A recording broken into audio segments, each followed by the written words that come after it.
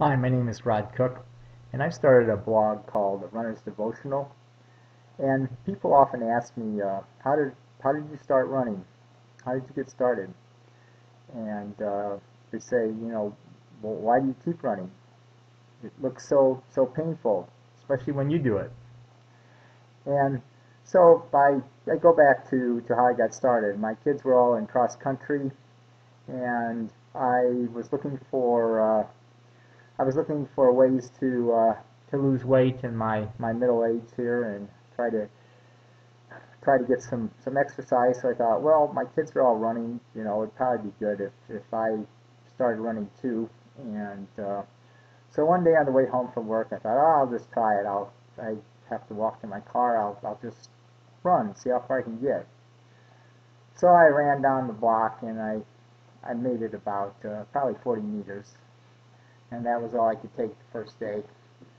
So, but I kept at it, and that fall and that winter, and I basically a step or a crack in the sidewalk at a time farther each day, and I was able to finally run completely without walking or stopping between my workplace and where I parked, which was about 400 or 500 meters. And so then the other thing that happened in that spring was my father passed away. And the day after the funeral, I parked my car, and I really wasn't feeling like running that day. And so I was walking on my way to work, and I just felt an overwhelming sense of my dad being there, and I felt like I heard him say, run, or like as he used to tell us when we were kids, hustle. There was never any excuse in my dad's mind for not running out a ground ball when you're playing baseball, and to first base to try and beat the throw, whatever. And whenever my dad got done playing baseball with us, he would always take us for a run around the field when we were younger. And he was always able to lead the charge and beat us, or at least beat me until I was a freshman in high school. So I don't know. I was kind of motivated for this. I went and I signed up for my first 5K, which was 3 weeks away at that point. And I started running every day, and my kids would come out and give me pointers, and they'd run way ahead of me and then come back and give me a few more pointers and then take off and leave me in the dust again.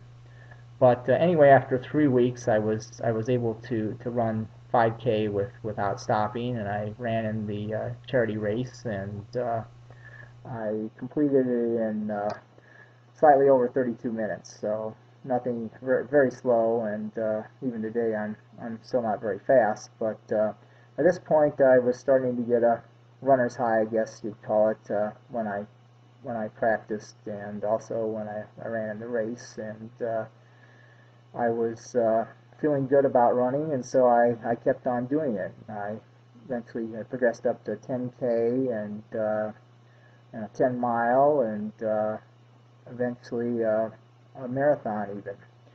So I'm still very slow, but I helps keep my weight under control still, and helps me feel good when I get done with it, so I can go about my morning tasks in a better mood. So the other thing that happened when I was running is that my mind started to wander, and I started to think about different things, and I started thinking, oh, I should write these things down, or maybe I should start a blog someday. So here I am 5 years later, and suddenly I had an opportunity to take a blogging class this summer. So I started this class, and I thought, oh, I'm going to do what I always thought I'd do. I will start writing about running topics.